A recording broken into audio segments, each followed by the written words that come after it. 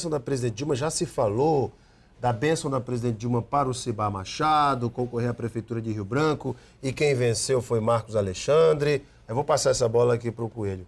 E aí, professor, será que existe mesmo essa possibilidade da presidente Dilma interferir nessa escolha? Eu acho que ela vai fazer uma consideração.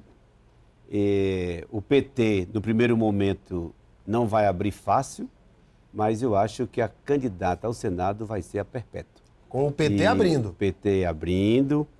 E Aníbal indo para... Na minha avaliação, o Aníbal seria o vice do Tião Viana, até pela entrevista do governador, ele colocou a questão da confiabilidade, do projeto, e que lá na frente poderá ser necessária a ausência do titular, para ter alguém para continuar com a segurança. Léo Brito, por exemplo... Também foi cogitado, mas na minha avaliação... Atenderia essas exigências. Mas na minha observação, a chapa seria o Tião Viana, o vice, o Aníbal e a senadora Perpétua. Ainda vou mais longe. Na última entrevista do deputado Astério aqui, ele deu a senha. O suplente da Perpétua poderá ser o deputado Astério Moreira. Opa, que é, inclusive, do PEN. Exatamente. E aí, Rogério? Bem, o professor colocou uma situação ainda há pouco, é difícil a gente prever o futuro, né? Mas se a gente for analisar com os dados que nós temos hoje, é o que eu falei, eu aposto que a Perpétua Almeida será a candidata ao Senado com o apoio do PT, mas tem que ver o seguinte, e a militância petista? Será que vai entraria entrar de cabeça?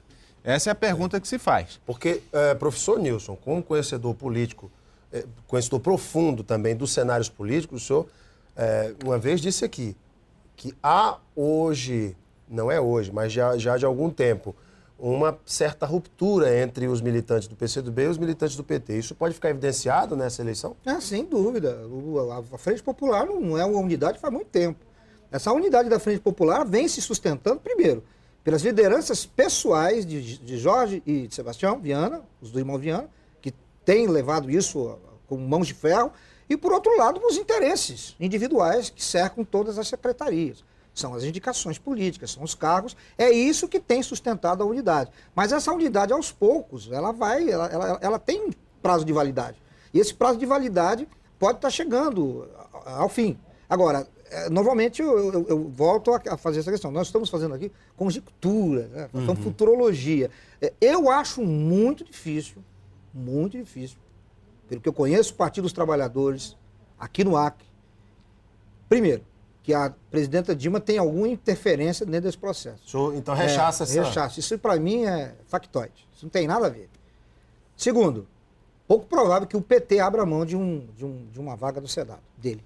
Agora, uma coisa que a gente tem que analisar também, dentro dessa equação, é uma variável que até agora ninguém falou nela, o comportamento do eleitorado, né? Até que ponto o eleitorado está assimilando essas conjecturas que nós estamos fazendo, os movimentos que os próprios grupos políticos fazem, né? Porque, Alan, o que eu tenho visto nas ruas é muita reclamação da população com relação a vários aspectos do governo, alguns elogios também, e a gente tem que observar o seguinte, será que nas próximas eleições, esse eleitor que às vezes está descontente com o governo, será que ele vai votar a favor? Será que ele vai votar contra? Será que ele vai dar mais um voto de confiança? Será que ele vai optar por mudar, por alternar o poder? Tem essa variável nessa equação. O comportamento do eleitor é uma questão que quem faz análise e estuda a sociopolítica, o presidente Lula chegou a dizer que o comportamento do eleitor no Acre é uma coisa que ele nunca viu na vida. Quando falou da vitória do PT no governo, mas a derrota de Dilma nas eleições presidenciais.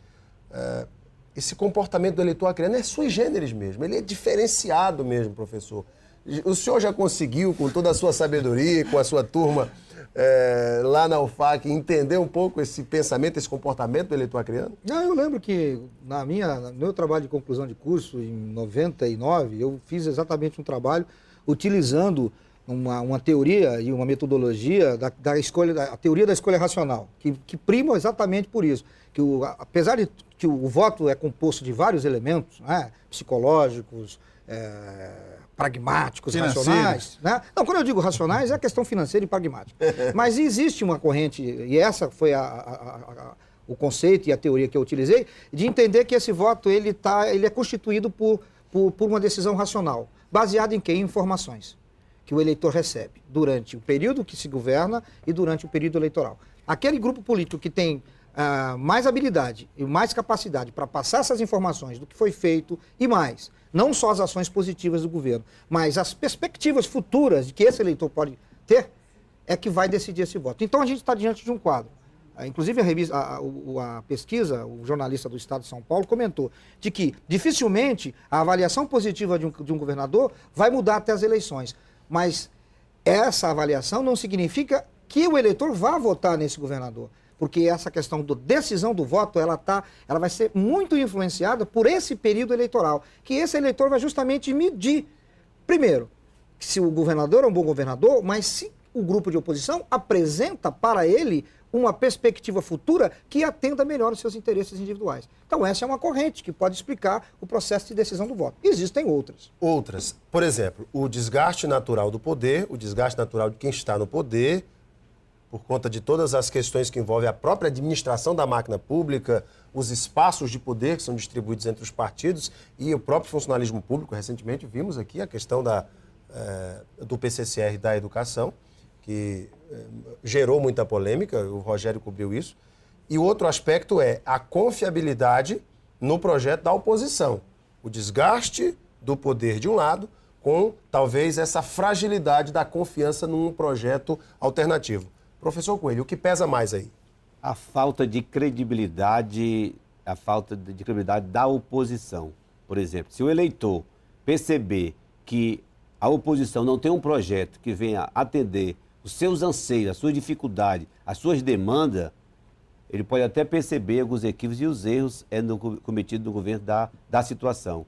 Mas entre o erro e não ter nada, ou quase nada, ele vai optar por quem está fazendo alguma coisa. O Odilan fez uma pergunta aqui também, Rogério, professor Nilson Euclides. Quais foram os pontos positivos e negativos da política este ano? E eu, sem querer, eu pulei.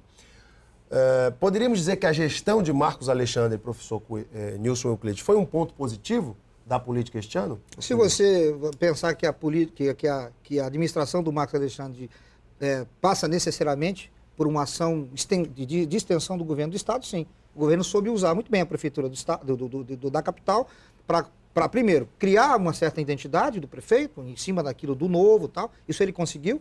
O prefeito tem uma imagem positiva nesse sentido. Mas, do ponto de vista político, eu acho que nós precisamos entender assim, até onde vai o Marcos Alexandre.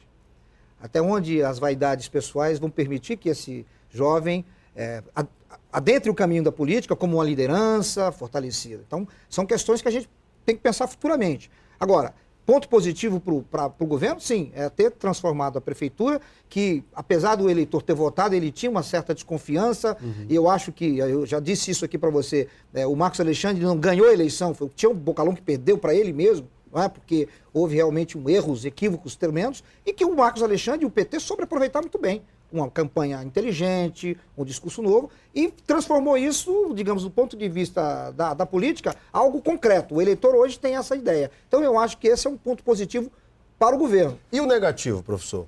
O negativo?